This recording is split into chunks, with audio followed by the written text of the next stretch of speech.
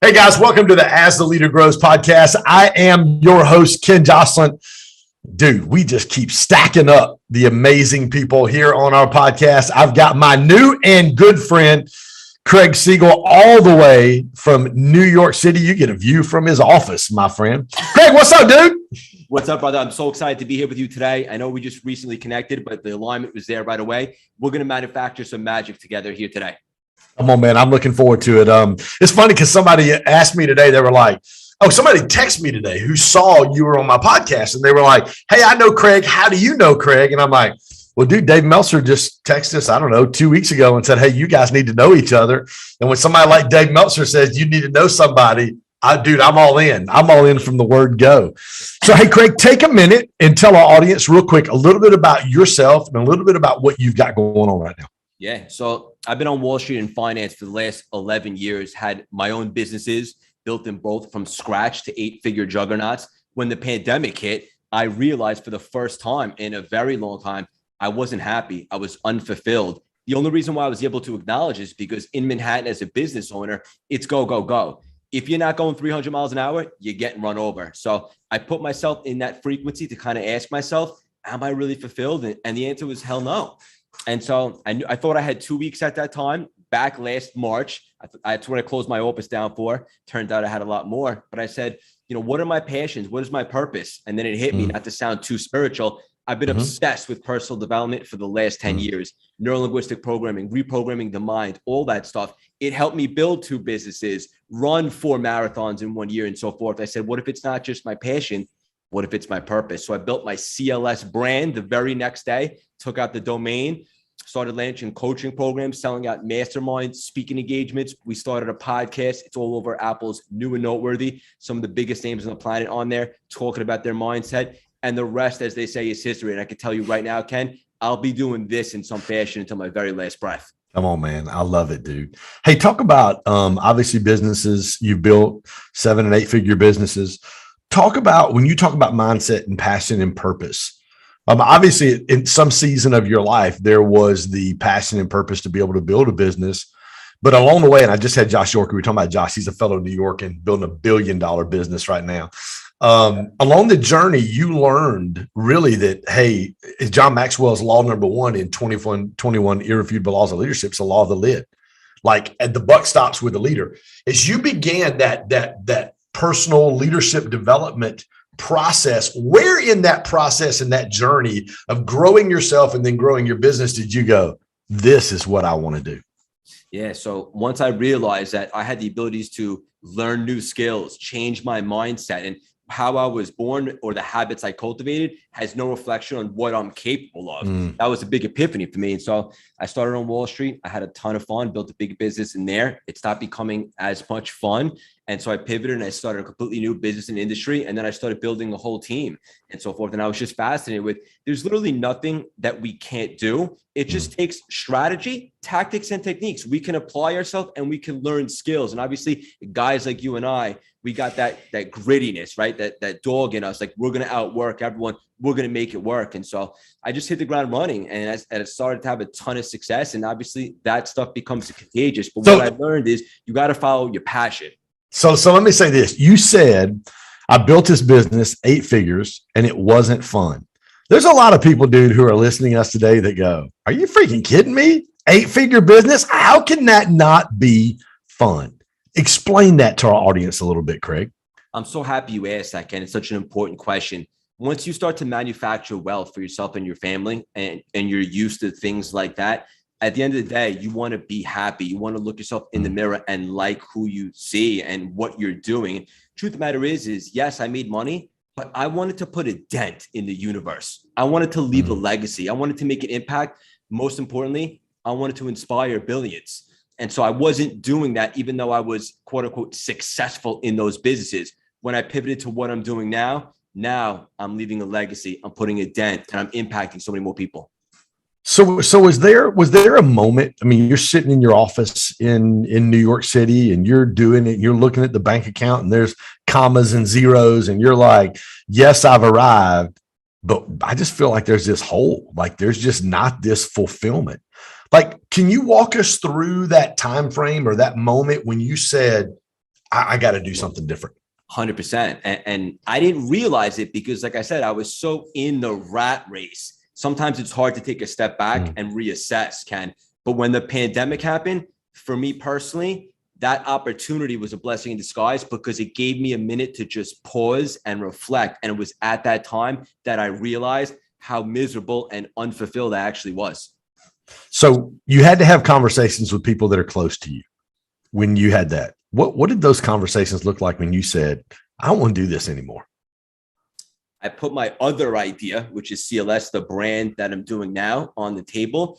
And the people that I trust most, that I brought this to their attention, they said, it's a no-brainer. Like the writing was always on the wall for you to be in personal development, your charisma, the way that you can inspire people to take positive action.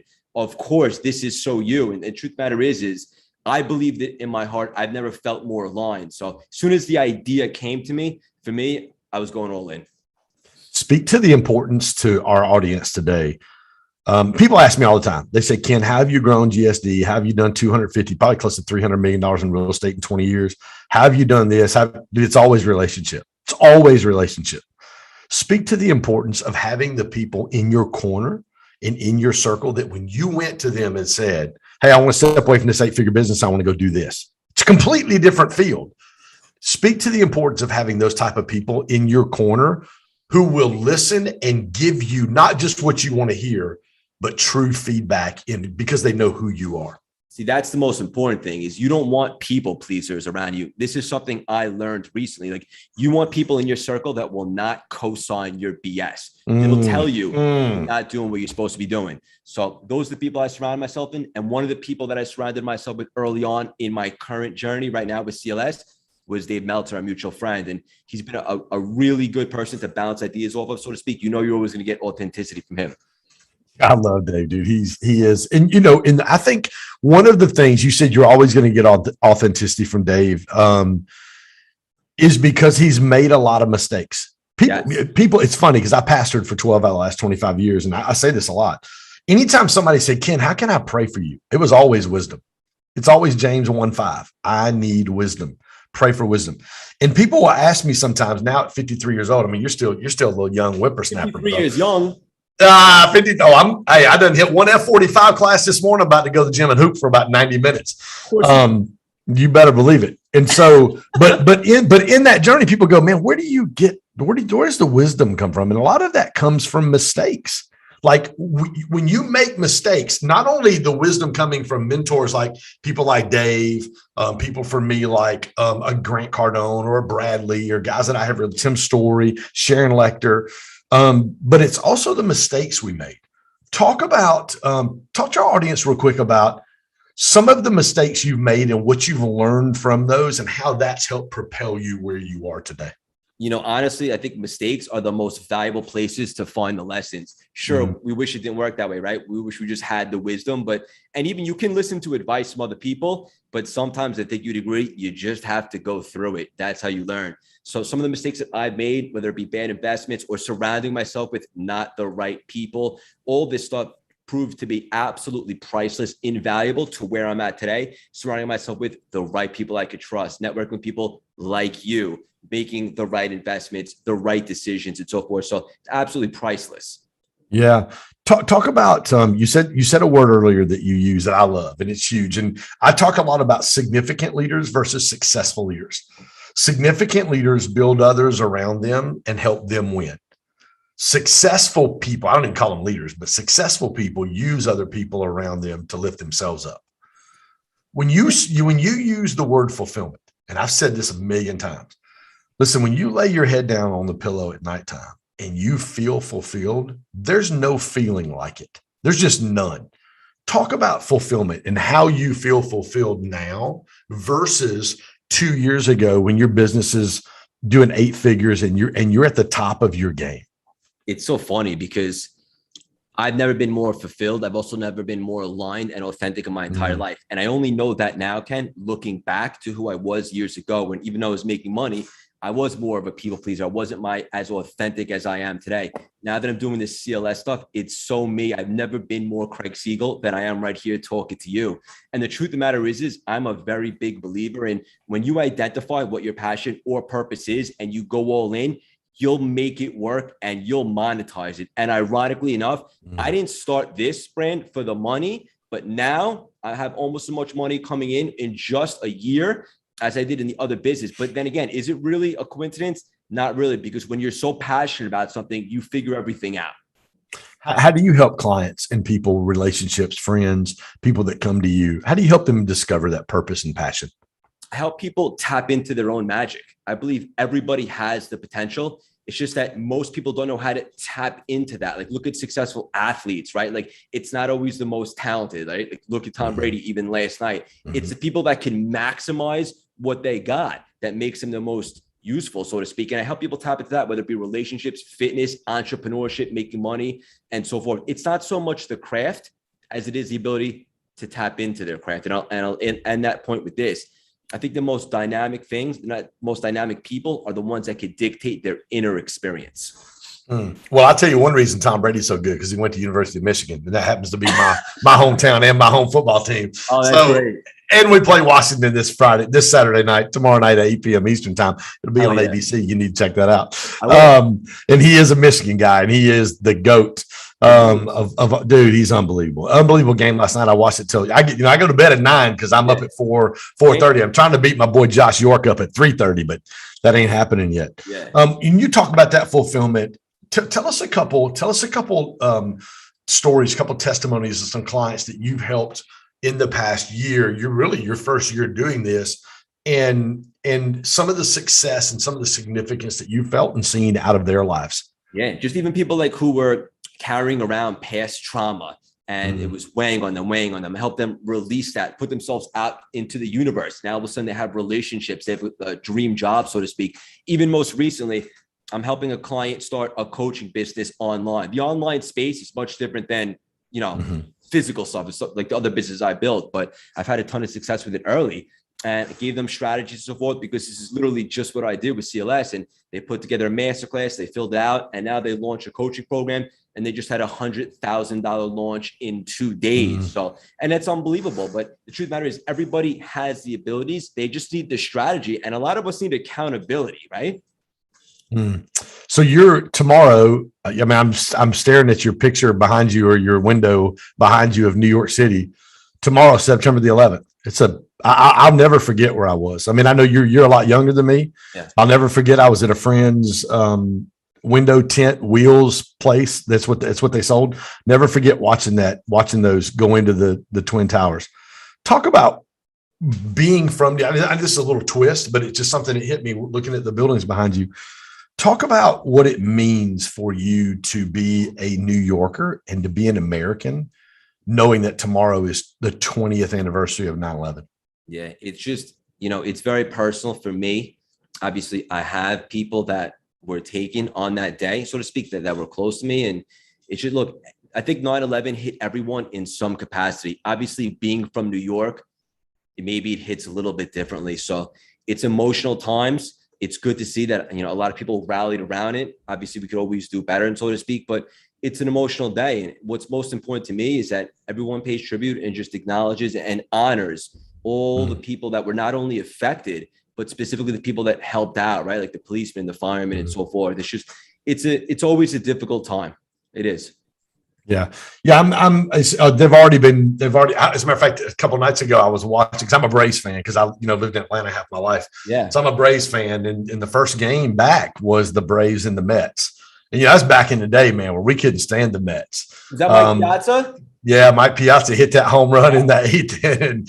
And I mean, I got goosebumps now thinking about it. And even then, dude, it was like, I remember Chipper Jones. I've known Chipper for a long time. And even Chipper said on that E60 or whatever it was, even Chipper said, hey, even we didn't mind. He goes, I don't like to lose it to my kids, but even we didn't mind losing. And it was a magical moment Imagine. for Piazza to be able to do that. And it's funny, he's hit almost 500 home runs or 570 home runs. And they said the other day on that documentary, the only home run he mentioned in his Hall of Fame acceptance speech, his induction speech, was that home run after 9/11 when sports kind of got going back. Yeah, most definitely.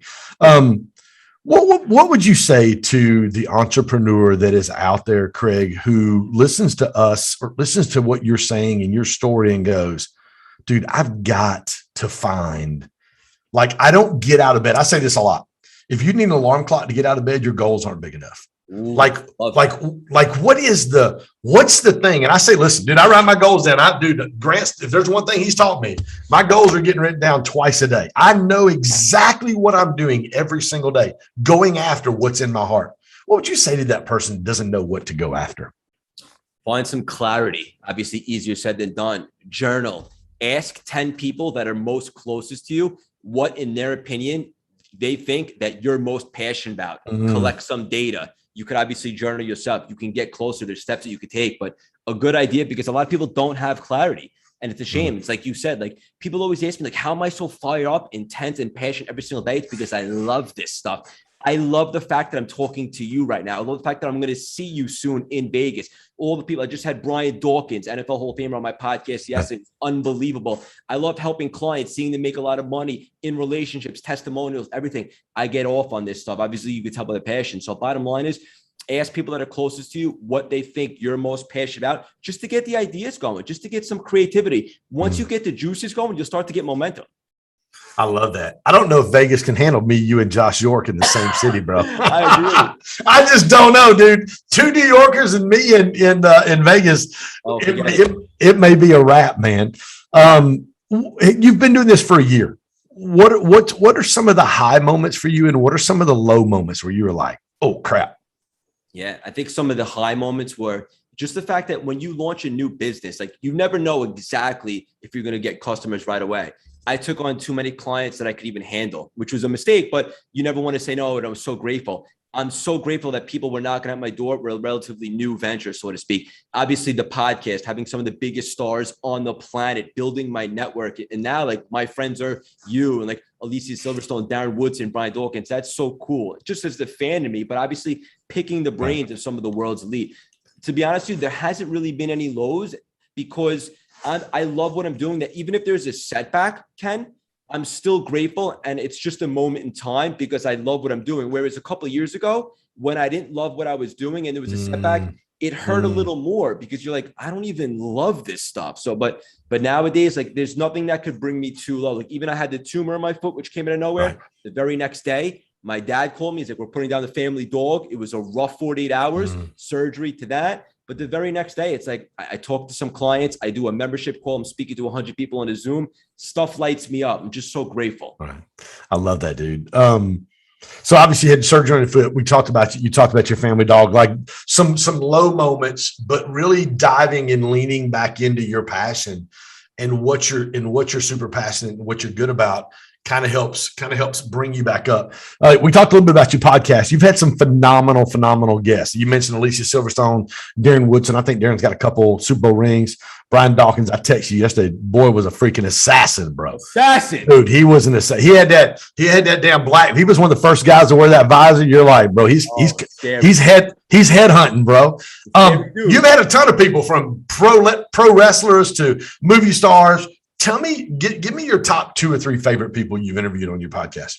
It's top. It's almost like they're all my kids, right? One of them that was really special to me, because she was such an inspirational, pivotal role in my life, was Bethany Hamilton, the post surfer. Her arm got bitten off by a shark.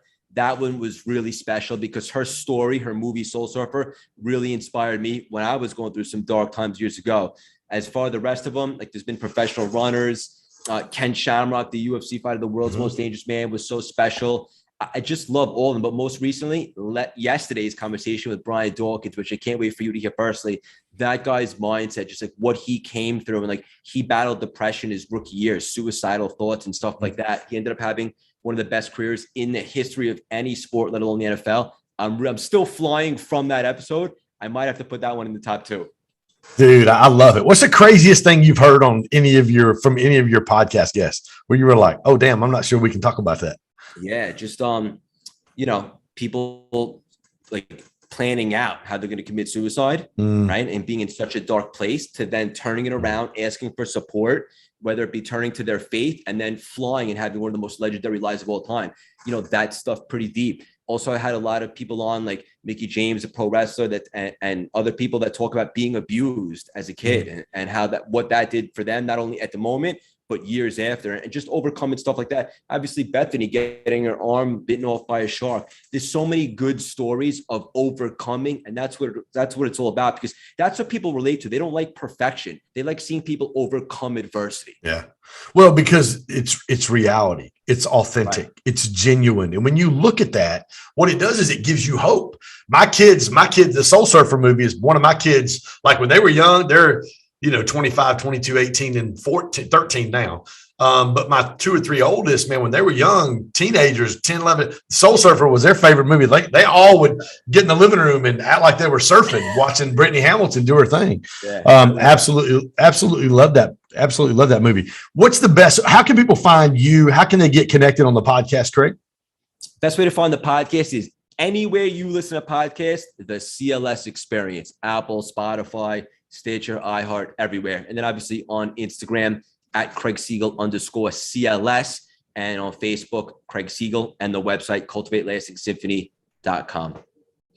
Entrepreneurs out there listening to us today, if you had the last bit of information or knowledge and you knew like, man, I'm out of here in 5 minutes, my life's over, what would you say to them? If my life was about to end? Yeah. I would say, look yourself in the mirror and believe what I'm about to tell you to say. Why not you? Why not you? Right? If you told me 2 years ago that I was going to pivot from my 8-figure business, start in the online space. When I started a year ago, I had 300 Instagram followers. Now I have over 100,000 and I'm verified. Not that that means any type of success, but it just goes to show you how much you can grow in a short period of time if you get clarity and you're intentional. And obviously you have a good support system. Change doesn't take as long as people think. Why not you? You are worthy of living the life you desire. You shouldn't need an alarm clock in the morning. Come on, baby. If your goals are big enough, you don't need an alarm clock in the morning. Talk to me. Last question real quick. Talk to me about what is your daily routine? Talk to me about the consistency in your life and how that's helped you build obviously there's confidence oozing out of every pore you have. Talk about your daily routine and your consistency and how that's helped you build confidence, Craig. I appreciate that question. I want to acknowledge you for that because this is so important for everyone. Everyone should have some sort of structure. Like I can never resonate with people say, oh, I like to be a free spirit. Like that leads to procrastination. At least have some structure. Every day I wake up at 4:45. Right. I do my journaling. Then I meditate a little bit. I prayer up, as Brian Dawkins like to say. Yeah. And I speak to God. And then I work out every single day, which was really tough for me about a month ago when I was on crutches and I just had surgery because it was the first time in 3 years that I couldn't work out. Now I'm back at it. So it's important for me to get some sort of fitness in, not so much physically as it is mentally, just to beat myself up a little bit. And obviously speak to God, journal, meditate, and then hit the ground running and start accomplishing tasks throughout the day. But those are non-negotiables every morning. You talked about NLP earlier. For our audience that may not know what NLP is, quickly explain that and then talk about your workout and what that does for you as far as the neuroscience part of your brain.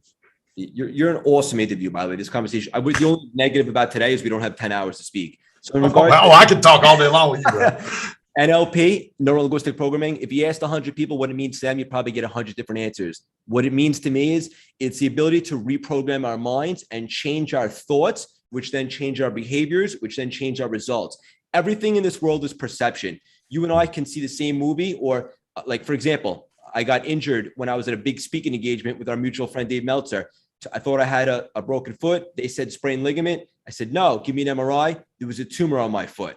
Instead of being depressed, my perspective was, thank God I got injured. Right. So I got that MRI. So I found this tumor, early stages, got it out. It was benign. And now I'm on my way. It's comeback season. So it's all about perspective, and it helps you change the way you see the world, change your map of the world. In regards to fitness, what it does to me, simply put, gives me a psychological advantage. Lets me know I'm a bad dude and I'm ready for the day. And also check something off the list early on in the day. You're already playing ahead. You're playing offense, not defense. I love it, man. Craig, dude, thanks. I can't wait to hang out and connect in Vegas. Let me ask you a question. So we've got Vegas in 3 weeks, starts today, 3 weeks from today. Tickets are VIPs are $4,997. Executives are $1,497. I think we have 11 VIP seats and 17 executive seats. We sold another one just a minute ago. When somebody goes, man, that's a lot of money. Like that's a lot of money. What would you say to them about investing in themselves? Remove the thought process of scarcity and think abundance. It's priceless. You cannot put a price tag on building your network and gaining wisdom. And those are the two things that you're going to do at Ken's Vegas event. Network with like-minded juggernaut individuals and gain a ton of wisdom from people who have experience. Priceless. Yeah. One of the really cool things about our events are we have 55 to 65 people there. Guys like you are coming in. You're not even on a lineup. You're coming in. I've got a couple friends of mine who are communicators that will speak. You'll be in my Atlanta event in January. But the majority of our guys that come in are speakers. We don't have a green room per se. We just don't. It's just not our culture. It's not who we are. Man, our speakers are hanging out with everybody else. So it's two of my favorite things is to watch is getting guys like you connected with guys like Josh York and Brad Lee and letting you meet those guys. Obviously, you already know Dave, getting you guys connected together, but also then watching the people that come. The people that are attendees that have paid, that have invested in themselves, their personal development, being able to connect with guys like you and Anthony Trucks and Hazel Ortega and a Dave Meltzer and a Brad Lee and a Dan Clark, who's in the National Speaker Hall of Fame, being able to connect with some of these people, those are my favorite. Far greater for me than standing up there because I'll always open it up and then I'm done. I'll do some intros and I'll do some Q&As, but I'm done. I like to get out of the way, let the guys do what they do, and then watch the relationships form in the room. It's one of my favorite things. You're a connector and it's so selfless of you. It's one of the many things I love about you. It's just unbelievable. And I'm the same way. I love to see people that I like get to know each other and interact because that's when the real magic happens. I love that you said that. Yeah, when people ask me, they say, what's your superpower? Dude, I'm a connector. I am a connector, and I absolutely love connecting people. Well, dude, I appreciate you so much for being here with us today. Can't wait to connect with you on your podcast as well. And, dude, I'll see you in 3 weeks or a little bit less than 3 weeks. We're doing our VIP dinner on Thursday night in a very nice restaurant at the Delano top floor. Dude, it's gonna be the bomb, dude. We're gonna have a freaking blast, guys. Thanks for joining us today on our As the Leader Grows podcast. And my good friend Craig Siegel. You can check him out at Craig Siegel _CLS on Instagram. Listen, go to iTunes, go to Spotify, go to your podcast platform right now and search my guy Craig Siegel. Download his podcast. When will the Brian Dawkins podcast be out? I would say probably in the next 3 weeks. Okay, awesome. Dude, he's got Bethany Hamilton. He talked about Alicia Silverstone. This guy has interviewed, and really, I tell you one thing you've done for me is you've really opened up. I've had some sports people that I have relationships I'm friends with, but you've really kind of opened my thoughts up to, we talk about leadership development, confidence, clarity, community, but really opening that up into some other areas because they're still leaders. They're still entrepreneurs. 100%. And that's one thing you've done just in my life in the last week and a half to 2 weeks is open that up. When I look at it, I'm like, dude, this is really cool. It's not, and it wasn't even something that I thought of. But dude, I appreciate you guys. Thanks again for joining us. We'll be back next week. I think we've got Anthony Trucks coming on next week, Tori Cruz coming on, Brian Bogert, just on and on. Brad Lee. We're literally our entire Vegas lineup. We'll have on the podcast in the next 2 weeks leading up to October the 1st and 2nd in Vegas, growstackdrive.com/Vegas. Do not miss it. You'll even get to hang out with my man, Craig. Hopefully you won't be on crutches in 3 weeks. You'll be good to go. I'll be good. Hey, F45 Friday morning, dude. We'll be at F45 getting that workout in. Done. It's fun because when we come in town, we like take it over. There's like literally 15 people that go every morning to F45 in our GSD community. We just go in and take over the whole daggum gym, dude. It's hilarious. I love it. I appreciate you, man. Enjoy your Saturday. Again, guys, we'll see you on Monday, noon Eastern time for our next podcast. Thank you so much.